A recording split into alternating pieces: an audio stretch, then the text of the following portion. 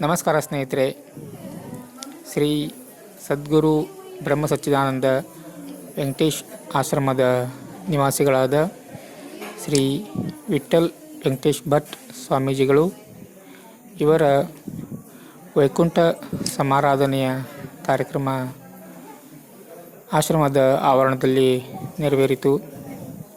ಆಶ್ರಮದ ಹಲವು ಭಕ್ತರು ಈ ಸಮಾರಂಭದಲ್ಲಿ ಭಾಗವಹಿಸಿದರು. ಈ ಆಶ್ರಮ ಇರುವಂಥದ್ದು ಗೋಕರ್ಣ ಹತ್ತಿರ ಇರುವಂಥ ಶ್ರೀ ಸದ್ಗುರು ಬ್ರಹ್ಮ ಸಚ್ಚಿದಾನಂದ ವೆಂಕಟೇಶ್ ಆಶ್ರಮ ಅಂತ, ಅಂಕೋಲಾ ತಾಲೂಕು,